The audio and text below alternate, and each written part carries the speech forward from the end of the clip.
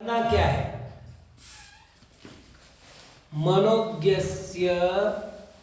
अब ये विपरीतम शब्द का अर्थ कर रहे हैं अपन, विपरीतम को बाद में लिखते हैं और इसको ब्रैकेट में डालते हैं और इसके स्थान पर अर्थ करते हैं। अब कैसे होगा देखो, मनोज्ञस्य विप्रयोगे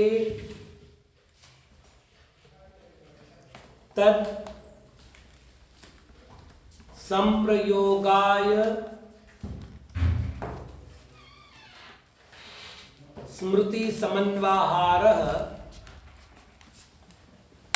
द्वितीयम् आर्त ध्यानम् स्यात्।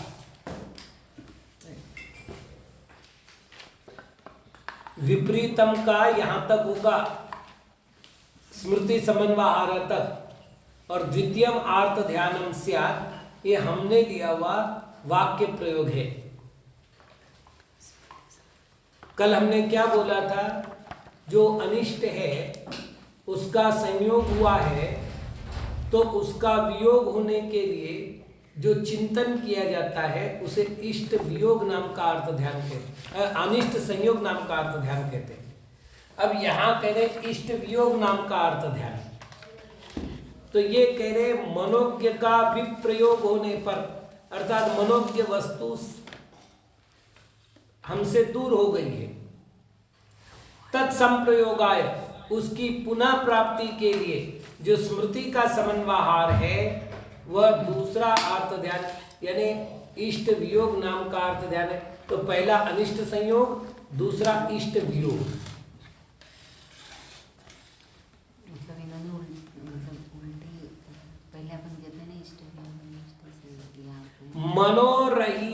मनोरथि हेतोरर्थस्य सम्यक् प्रयोगे सति तत्संप्रयोगाय स्मृति समन्वारो द्वितीयमार्तम अवसेयम्।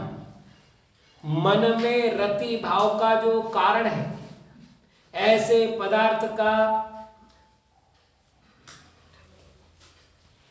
सम्यक प्रयोग नहीं होने पर उसके संप्रयोग के लिए स्मृति समन्वाहार को दूसरा अर्थ ध्यान जानना चाहिए। सरल हो गया। तृतीयमा वेदनायाश्च,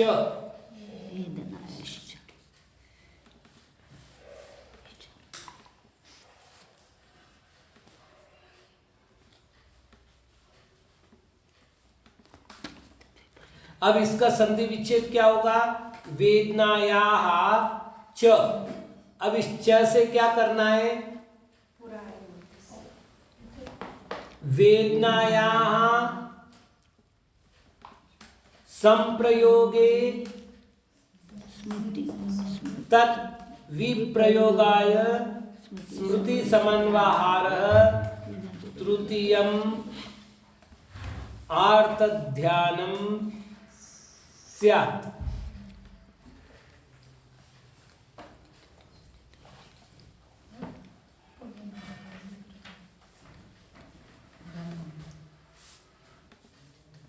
जी, अब ठीक से समझ लीजिएगा। वेदनायाः ये षष्ठी का एक वचन हो गया। वेदना के संप्रयोगे संयोग होने पर या वेदना की प्राप्ति होने पर तत्विप्रयोगाय उसको दूर करने के लिए स्मृति समन्वाहार बार बार मन का लगना, ये तीसरा अर्थ ध्यान होता है। अब इसमें ध्यान क्या रखना है, ये सच बता रहा हूं, साधुओं को जितना इष्ट वियोग अनिष्ट संयोग नहीं होता उतना पीड़ा चिंतन नाम का अर्थ ध्यान होता है। और विशेष बात ये कि ऐसा साधु कभी स्वस्थ नहीं रहता। हम एक दो साधुओं को जानते हैं, उनके जब भी फोन आते हैं तो हमने अगर उनसे पूछा कि स्वास्थ्य कैसे है तो लगभग 2-5 मिनट तक तो उनकी अपनी शारीरिक असमर्थता का व्याख्यान होता है। तो आजकल जब उनका फोन आता है तो सीधा पूछता हूँ कैसे फोन किया स्वामी जी, उसके आगे बात ही नहीं करता। मतलब रत्नत्रय कैसे पूछता ही नहीं, क्या होता है ये आलोचना की दृष्टि से नहीं कह रहा हूँ, ये बड़ी गंभीर चर्चा कर रहा हूँ आज।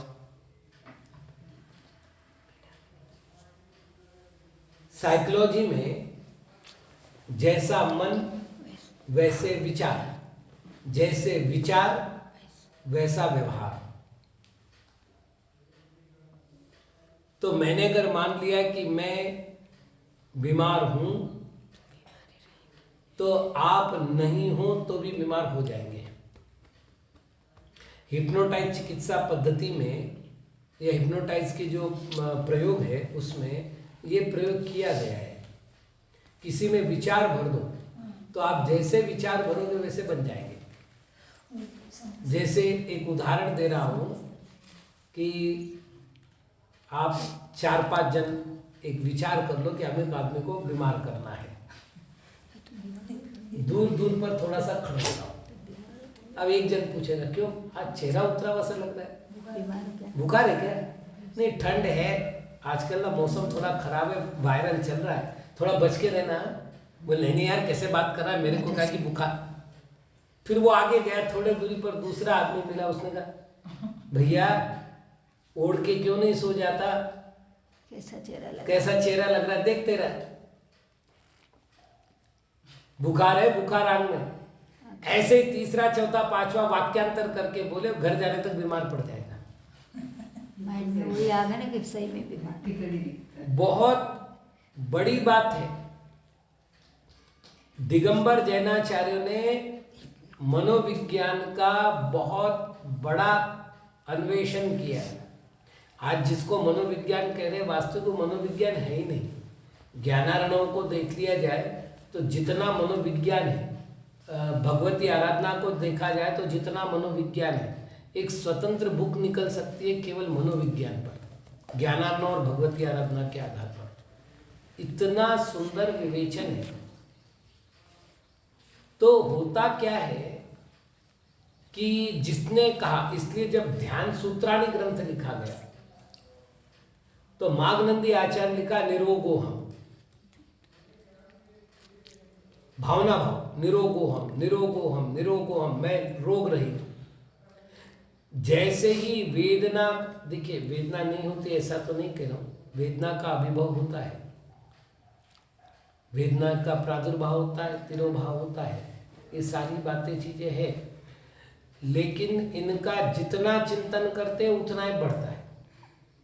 एक विशेषता, ज्ञान का चिंतन करो ज्ञान बढ़ता है, वेदना का चिंतन करो वेदना बढ़ती है, जिसका चिंतन करो उसकी वृद्धि होती है। पंडित आशाधर जी ने इष्टोपदेश की टीका लिखी, उसके पहले श्लोक की टीका में उन्होंने लिखा यद ध्यायति तद भवति, जो जो ध्यान करता है वो वैसा बनता है। तो यदि आपने पीड़ा का ध्यान किया तो पीड़ा उत्पन्न होगी होगी। और ये बात तो प्रैक्टिकली देखना हो तो किसी गृहिणी को देखो जो घर में एकाकी हो, एकाकी मतलब पति है, पुत्र है, लेकिन परिवार में महिला एकाकी है। और वो एकाकी महिला जो है वो ठंडी के दिन है, उसके अंग में बुखार है, थोड़ी सी कमजोरी है, पति को ड्यूटी पर जाना है, बच्चे को जो है स्कूल जाना है, उसको टिफिन बॉक्स बनाना है। तो ना तो उसको बुखार लगती है ना उसको चक्कर आती है, वो जाकर के टिफिन भी बना लेगी, वो जाकर के सारा घर का काम भी कर लेगी। और जैसे ही बच्चे और पति बाहर निकल गए वो जाकर के सो जाएगी, फिर एक ग्रास भी मुंह में नहीं ले पाएगी, बीमार हो जाएगी। तो प्रश्न है बीमार कब हुई, तो बोले बीमार पहले से थी, फिर अब क्या हुआ, तो जब आप निश्चिंता हो गए तो विचार में आया मेरे को बुखार है। लेकिन जब तक टिफिन मैं नहीं बनाऊंगी तो कौन बनाए, वो भूखे रहेंगे क्या, कहाँ खाएंगे दिन भर। बस इतना सा विकल्प, उससे काम करवा लेना। तो ये मनोविज्ञान है।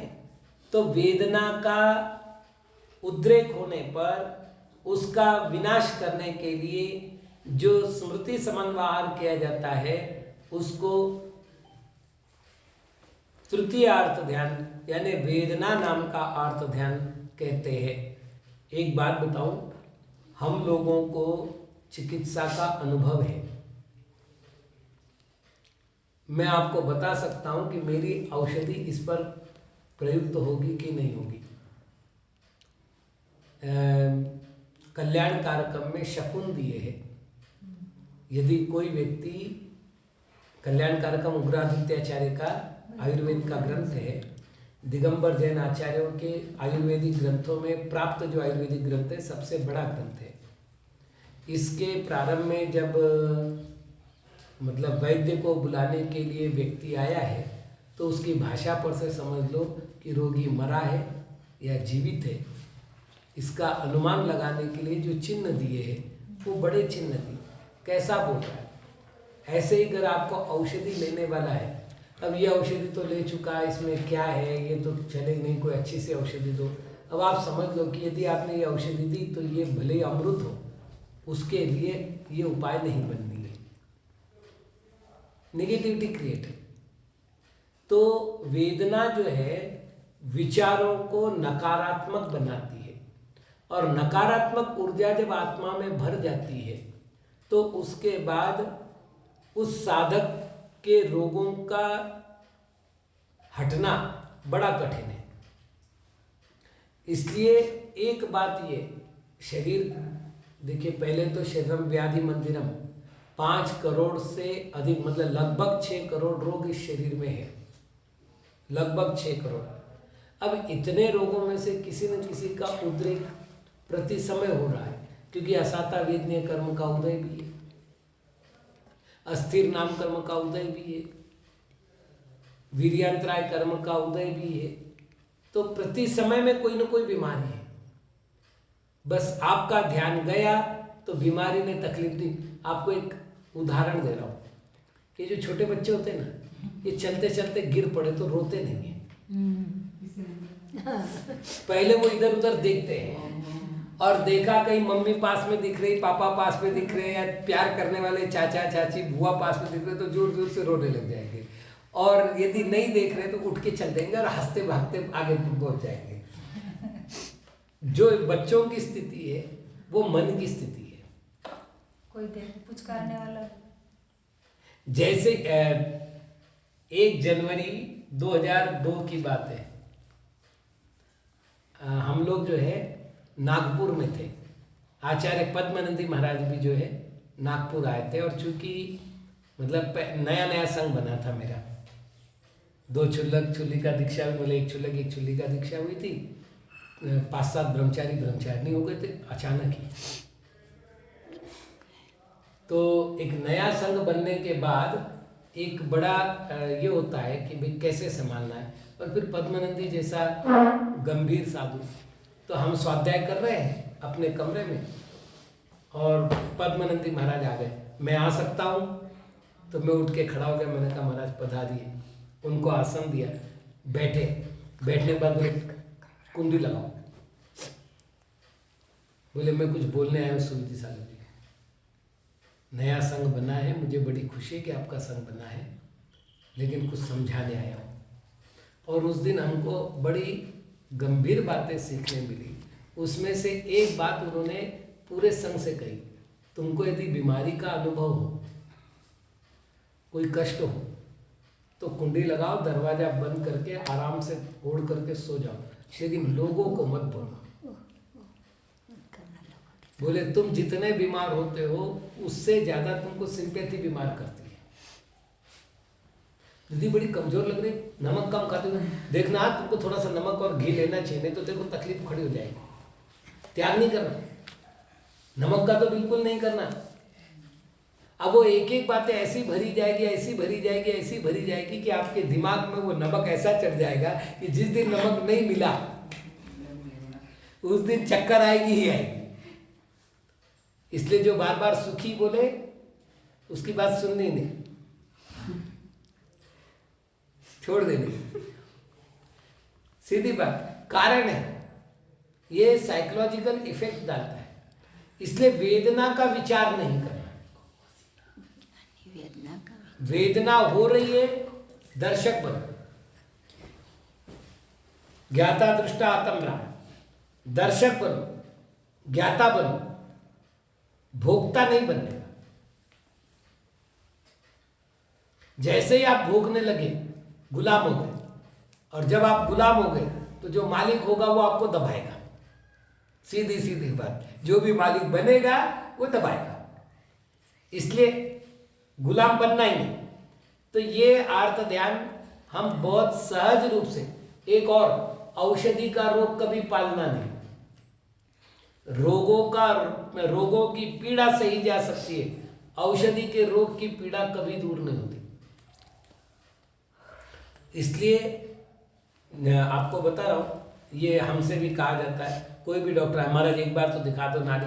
आप, अरे मैंने कहा क्या बताओ, मुझे मालूम मेरा पित्त भड़का हुआ, अब आप मुझे बताओ, 2 आहार के बाद एक उपवास कर रहा हूँ, है ना, दिन भर बोल रहा हूँ, रात भर जग रहा हूँ, तो ऐसे समय में जो है, हाँ पानी कम पी रहा हूँ, अब ऐसे समय में जो है निश्चित है कि पित्त भड़का हुआ मिलेगा। अब जैसे ही पित्त भड़का हुआ मिलेगा, शरीर की उष्णता बढ़ी हुई मिलेगी। अब वो डॉक्टर आएगा, नाड़ी पर हाथ रख के बोलेगा आपकी तो पित्त नाड़ी बड़ी तेज चल रही है, ऐसा है वैसा है, देखो महाराज आपको ये करना है, आपके ब्लड प्रेशर लो है, आप एक बार ब्लड प्रेशर नाप लो, आप थोड़ा सा जो है खून चेक कर लो। हाँ आजकल किसी भी डॉक्टर के पास आप जाओ, टूल टेस्ट, यूरिन टेस्ट, ये सारे टेस्ट उनके फाइनल है। एक बार ये हाथ का दिखाने के लिए डॉक्टर बुलाया गया, अब मैं तो मना ही कर दिया था, प्रकाश पाटिल, अब वो जिद पर वो ले आए डॉक्टर को, पकड़ लिया हाथ उसने, बोले ये देखो। तो डॉक्टर ने कहा यूरिन टेस्ट करना है, टूल टेस्ट करना है, इनका खून ब्लड टेस्ट करना। मैंने कहा ये क्या है मालूम है, ये चर्म रोग है, अब इसके लिए यूरिन टेस्ट का क्या संबंध है। मैंने कहा नहीं कराना मेरे को, और कुछ, तो बाहर जाके पूछता है महाराज डॉक्टर ही जानते हैं क्या। तो ये एक भ्रम होता है, अब इतना कराना ही पड़ेगा। अच्छा एक बात और, एक जगह से होने के बाद यदि दूसरे दिखाते तो बोले अब वो 15 दिन पहले की रिपोर्ट है, 20 दिन पहले की रिपोर्ट है, आज क्या है थोड़ा सा आज चेक कर लो, क्या अंतर है मालूम पड़ेगा, तो एक बार आप और चेक कर लो।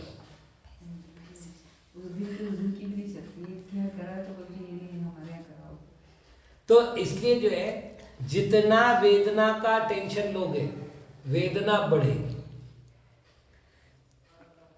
एक स्वेट मार्डन बोल करके जर्मनी का लेखक हुआ, इसकी भारत में खूब पुस्तकें हैं, चिंता छोड़ो सुख से जियो वगैरह पुस्तकें, और बड़ी अच्छी पुस्तकें। तो एक बार उसने लिखा कि मैं एक पेड़ के नीचे बैठा हुआ था, मेरे सामने से मारी निकली, मारी यानी पूरे गांव को चपेट में लेने वाला रोग। तो बोले मारी सामने से निकली, तो मैंने उसको पूछा कहाँ जा रही हो, बोले वहां जा रही हूँ। तो कितने लोगों को मारोगी, बोले 10-5 लोगों को मारूंगी। बोले जब वो वापस आई तो 100 आदमी मरे हुए थे। तो मैंने पूछा तूने मुझसे झूठ क्यों बोला, बोले मैंने झूठ कब बोला, मैं तो तुमसे सच बोल के गई थी, मैंने तो 5 को मारा। बोले 100 मरे, बोले 95 मेरे डर से मरे हैं, मैंने नहीं मारा है, मैंने तो 5 ही मारे हैं। ये स्वेट मार्डन की कथा है। वो कथा पढ़ने बाद केवल हंसी नहीं आई, सचमुच एक चिंतन आया, और ये गलत नहीं है। कोरोना से हाँ कोरोना काल में देखो ना, अपने पिता की लाश तक नहीं ली जलाने के लिए। ये तो मतलब कि प्रूफ हुआ है WHO की तरफ से कि भाई जितने कोरोना से नहीं मरे उतने तो खौफ से मरे। हाँ तो कहने का तात्पर्य वेदना का बहुत अधिक विचार नहीं करना चाहिए।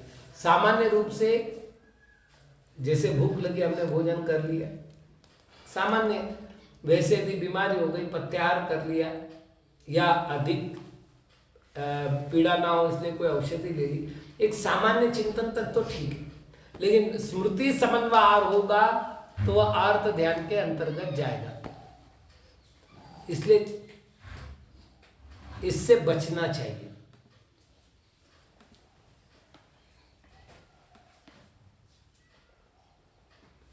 यहाँ एक प्रश्न आया है, क्या पर्युषण पर्व में आपकी तत्वार वृत्ति की वीडियो सुन सकते, जीवकांड आदि पढ़ सकते क्या? उत्तर है, जो अकाल कहा है शास्त्र में स्वाध्याय का, उस अकाल में मूल रूप से नंदीश्वर पर्व कहा है, 10 लक्षण पर्व का कहीं वर्णन नहीं आया।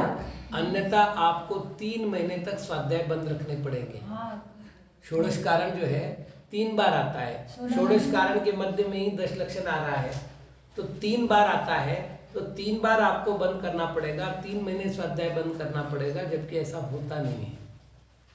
तो साधारण सी बात ये है, और ये तो आप भी जानते हैं कि तत्वार सूत्र की वाचना होती है। पूरा हुआ है नहीं, वो अपवाद है माता जी। षटखंडागम की टीका, धौला टीका कार्तिक शुक्ला त्रयोदशी को पूर्ण हुई है नंदीश्वर में, और महाराज का जो अध्ययन पूरा हुआ था वो आषाढ़ शुक्ला एकादशी को पूरा हुआ था। तो हमने गुरु महाराज से ये प्रश्न किए थे कि महाराज जब हमको नियम दिया गया तो जिन्होंने ग्रंथ लिखे और जिन्होंने ग्रंथ पढ़े उन दोनों के लिए नियम नहीं था क्या? तो आचार्य महाराज ने जो उत्तर दिया बड़ा प्रासंगिक था। उन्होंने कहा कि इतना समय नहीं था धरसेन आचार्य के पास कि वो अष्टानिका का उल्लंघन करते, क्योंकि फिर विहार नहीं होता, और विहार नहीं होने से उत्पन्न होने वाला जो रागादि का उद्रेक रूप दोष है वो संलेखना में बाधक बनता। इसलिए आचार्य महाराज ने विहार कराने की दृष्टि से 2-3 दिन पढ़ा दिया उपसंहार रूप में। या ये भी हो सकता है कि अध्ययन की पूर्णता हो रही थी तो चूली का रूप व्याख्यान किया। दूसरी बात, धौला के विषय में उन्होंने कहा कि चूंकि लिखते हुए सप्तमी तक लिखते गए, अब 5-6 दिन में विषय पूरा होना है, उसके लिए व्यत्यय करे, उसके स्थान पर ग्रंथ पूर्ण कर लिया। लेकिन आप ये देखिएगा पुष्पदंत भूतबली को इसका फल मिला है। धौलाकार के बारे में हमारे पास इतिहास नहीं है, लेकिन पुष्पदंत भूतबली साथ नहीं रह पाए। परस्पर प्रेम तो रहा, लेकिन भ्रातृ विच्छेद हुआ है। जैसे ही वर्षा योग पूर्ण हुआ दोनों अलग हुए। तो गुरु महाराज ने कहा था वे तो उत्तम बुद्धि के धारक थे। हाँ? नहीं, वो तो जय धौला छोड़ के गए, धौला तो पूरा ही किया। नहीं, ऐसा तो नहीं कह सकते ना। कई बार विकल्प होते हैं, उस विकल्प की पूर्ति के लिए उन्होंने जो किया, बड़े महाराज ने कहा था कि जब पुष्पदंत भूतबली जैसे विशिष्ट मुनियों को विशिष्ट उपद्रव सहन करना पड़ा, तो हम जैसे सामान्य मुनियों को क्या करना पड़ सकता है, इसलिए कालाचार का पूर्ण ध्यान रखना चाहिए। फिर एक बात जो विमल सागर महाराज कहते थे, बड़े महाराज इसको पुनः पुनः दोहराते थे। बोले हमारे गुरु ने कहा जैसे गुरु करे वैसे कभी मत करना, जैसे गुरु कहे वैसे करो। तो बोले अपने को उन्होंने कहा है कि अकाल में स्वाध्याय नहीं करना, तो अपने को नहीं करना। उन्होंने क्यों किया, उनकी व्यवस्था उन पर छोड़ दो। तो ये एक बात है। तो सामान्य रूप से अकाल मतलब जिस काल में स्वाध्याय नहीं करते हैं तो क्या करना चाहिए।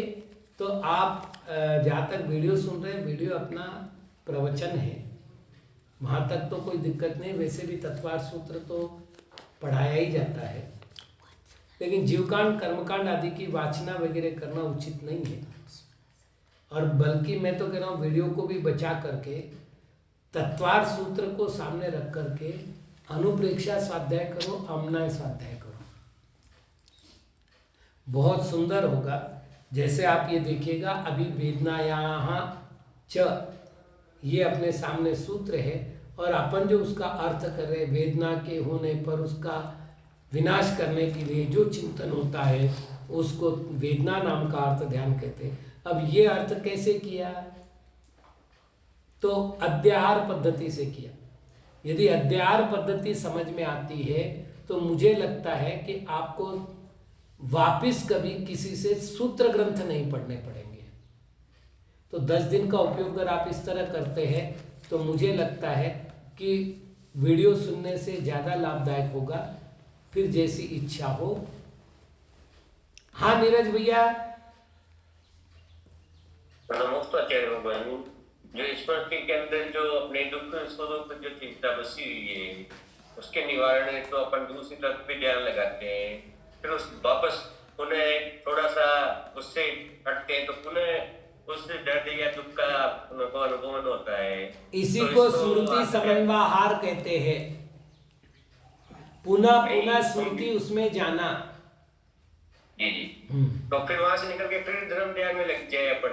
हाँ तो चलेगा ना ऐसा। हाँ। तो फिर वो आर्थ ध्यान में नहीं आएगा ना। नहीं आएगा। चलिए, नमस्कार।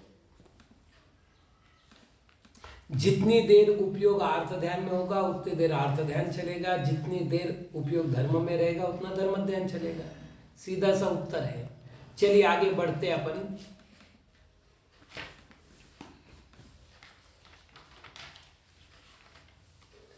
असद्वेद्योदयाद वेद्यते इति वेदना पीड़ा प्रकरणादि अग्राह्या। असाता वेदनीय कर्म के उदय से जिसका अनुभवन किया जाता है उसको वेदना अर्थात पीड़ा कहते हैं। अच्छा, पीड़ा केवल रोग की नहीं होती। हाँ, पीड़ा केवल रोग की नहीं होती ना। अरे अर्थ ध्यान जब पीड़ात्मक है तो इष्ट वियोग भी तो पीड़ा दे रहा है, अनिष्ट संयोग भी तो पीड़ा दे रहा है। फिर पीड़ा चिंतन से क्या अर्थ ले रहे? तो इन्होंने कहा असाता वेदनीय कर्म के उदय से जो हमें वेदना हो रही है उस प्रकरण को यहाँ पर ग्रहण करना चाहिए। जानक जैन पहुड़ का जब हमने अनुवाद किया तो ये प्रश्न उठाया था कि पीड़ा चिंतन नाम का अर्थ ध्यान उचित नहीं है। क्यों? क्योंकि इष्ट वियोग में भी पीड़ा है, अनिष्ट संयोग में भी पीड़ा है। तो वेदना चिंतन क्यों? इसीलिए दिया कि शारीरिक वेदना को यहाँ स्वतंत्र रूप से अलग करना आवश्यक था, क्योंकि सर्वाधिक पीड़ा मुझे चारित्र मोहने के ये असाता वेदनीय कर्म के उदय से होने वाली इस रोग की अवस्था में होता है। चलिए, तस्याश्च स्मृति समन्वहारो बाधते मामियम धिक इति पुनश्चिंतन में तृतीय मार्थम विज्ञम। ये मेरे को पीड़ा दे रहे, इस तरह से पुनः पुनः चिंतन करना तृतीय अर्थ ध्यान है। चतुर्थम आह निदानम च।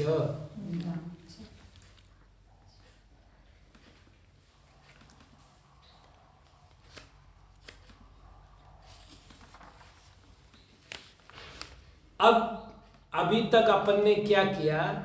बहुत लंबा चौड़ा वाक्य बनाया। अब अपन यहां कहते हैं निदान भी अर्थ ध्यान है। क्यों? क्योंकि ये दुख पूर्वक होता है। सबसे बड़ी बात, मैं प्रार्थना कब करता हूं? जब अपनी वर्तमान स्थिति से मैं असंतुष्ट होता हूं।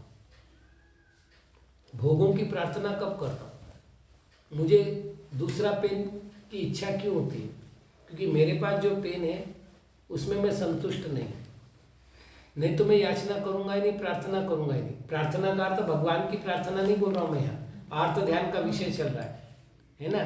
भविष्य काल में मुझे अमुक वस्तु की प्राप्ति हो, ये जो भाव उत्पन्न होता है, इसके लिए स्मृति समन्वयहार को हमने यहाँ पर निदान नाम का अर्थ ध्यान कहा। तो निदाने स्मृति समन्वयहारः चतुर्थम आर्त ध्यानम स्यात् या भवति कर देते हैं, है ना। निदान में अपने मन को पुनः पुनः लगाने पर चौथा अर्थ ध्यान होता है। निदानम च अनागत भोगाकांक्षणम निदानम। ये भी अर्थ हाँ, च या भी अर्थ में है।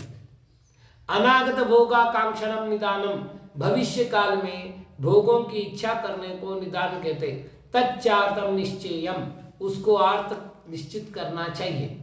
विपरीतम मनोज्ञस्य तेनैव गतमेतदिति चेत् न अप्राप्त पूर्व विषयत्वात् निदानस्य। विपरीतम मनोज्ञस्य सूत्र से यह अर्थ निकल जाएगा? बोले नहीं निकलेगा, क्योंकि जिस विषय की प्राप्ति पूर्व में नहीं हुई है उस विषय की भविष्य में प्राप्ति होने की जो भावना है उसको निदान कहते हैं। प्राप्त वियोगे संप्रयोग गोचरत्वात् तस्य स्मृति समन्वार, वियोग प्राप्त होने पर संप्रयोग के लिए जो पुनः स्मृति समन्वार हो रहा है। कथम तद ध्यान मिति चेत एकाग्रत्वेन चिंतांतर निरोध रूपत्व सद्भावात्। अच्छा, उसको अर्थ ध्यान क्यों कह रहे हैं? बोले एकाग्र रूप से अन्य चिंता का निरोध करना ही उसका मतलब अन्य चिंता का निरोध करना ही उसका स्वरूप है। तरी सर्व चिंता प्रबंधानां ध्यानत्व प्राप्ति रीति चेत किम अनिष्टम। बोले फिर किसी भी प्रकार के चिंतन को ध्यान कर दो ना, इसमें अनिष्ट क्या है? तो बोले स्तोक काल से चिंतन स्थिरत्वानुभवात् ध्यान सामान्य लक्षण से बाधितुम शक्यत्वात्। जो स्तोक काल का चिंतन है वो स्थिर का अनुभव नहीं होता, ध्यान सामान्य का जो लक्षण है वो उसमें बाधित नहीं होता। इसलिए जो है हमको स्मृति समन्वयहार को ही ध्यान कहना पड़ेगा, केवल स्मृति मात्र को ध्यान नहीं कहना है। तत्स्वामी प्रतिपत्त्यर्थम आह। अब आर्त ध्यान के स्वामी का कथन करने के लिए सूत्र कहते तदविरत देश विरत प्रमत्त संयतानाम।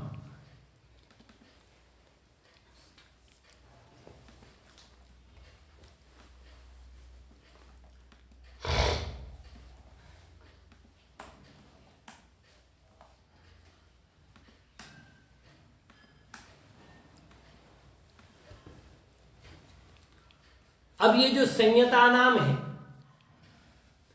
ये बहुवचन है षष्ठी का, तो ये जो है अपन तीनों जगह प्रयोग कर लेते हैं। अविरता नाम, देश विरता नाम और प्रमत्त संयता नाम। अब तत् शब्द सर्वनाम है, वो नाम का वाचक है, इसलिए नाम कौन है यहां पर? आर्त ध्यानम। और भवती का अध्यार कर लो। आर्त ध्यान 3 जीवों में पाया जाता है। अविरत शब्द से लेना है पहले गुणस्थान से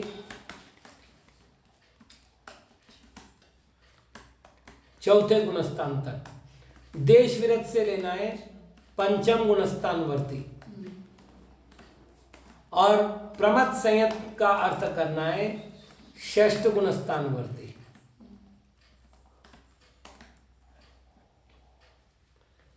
मतलब पहले 6 गुणस्थानों में आर्त ध्यान होता है। बस इतना सा विकल्प है। आर्त ध्यान के जो 4 भेद है उनमें से अविरत और देश विरतों को चारों की चारों होते हैं। प्रमत्त संयत को माइनस निदान मतलब 3 ध्यान होते हैं। इष्ट वियोग, अनिष्ट संयोग और पीड़ा चिंतन, ये 3 होते हैं। बाकी दोनों को 4 होते हैं।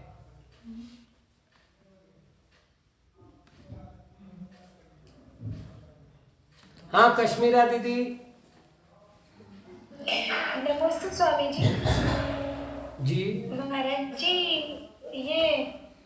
ये जो आर्त ध्यान रूपी चिंतन होता है, इसको मतलब ये ना हो, इसका क्या उपाय होता है? बेटा पहली बात ये है कि अपन एकदम सरल चलते इस विषय पर, एकदम क्लियर हो जाएगा। पहला अर्थ ध्यान करें अपन, पहले अर्थ ध्यान की चर्चा करें अनिष्ट संयोग। अब मुझे बताइए कि इष्ट अनिष्ट तो मेरी कल्पना है ना। एक कुंभकार की 2 बच्चियां हैं, एक व्यक्ति की 2 बच्चियां हैं। एक कुंभकार को ब्याई और एक जो है किसान को ब्याई। गर्मी के दिनों का अंतिम समय चल रहा था। किसान ने सोचा बाद में बारिश वगैरह आ जाएगी, तो पहले तो रास्ते ठीक नहीं होते थे, जाने आने में दिक्कत होती थी, तो अपन जो एक बार दोनों बेटियों से मिल के आए, कुशलता पूछ के आ गए। तो वो एक बेटी के यहाँ गया, पहले किसान गया। बोले बेटा कैसे चल रहा है? बोले पापा खेत बिल्कुल तैयार करके रखा है, बस बारिश आ जाए बुआई करेंगे। इस साल गर्मी ऐसी पड़ी है कि बारिश भी अच्छी होनी है, तो अब आप समझ लो कि इस साल तो हमारे व्यारे नारे हो जाएंगे। बोले ठीक है बेटा। बोले पापा मेरी ओर से कामना करना कि अच्छी बारिश हो, आशीर्वाद दो मुझे। बोले ठीक है बेटा। अब वहाँ से गया दूसरी बेटी क्या, तो दूसरी बेटी ने कहा पापा गर्मी अच्छी थी, हमने तो खूब मटके बनाए, थोड़े दिन और अगर बारिश नहीं होती है तो इस साल जितना प्रॉफिट होगा हमारे तो वारे नहरे हो जाएंगे, तो पापा आशीर्वाद दो। तो आप समझ लीजिएगा इष्ट अनिष्ट व्यवस्था में नहीं होता, मन में होता है। तो अमनोज्ञ यदि हम मानते हैं तो फिर उसके आने पर दुख होगा, और मनोज्ञ मानते हैं तो उसके जाने पर दुख होगा। तो पहले तो वस्तुनिष्ठ कल्पना को छोड़ करके हम आत्मनिष्ठ कल्पना को यदि धारण करते हैं तो ये दो प्रकार के आर्त ध्यान से बच सकते हैं।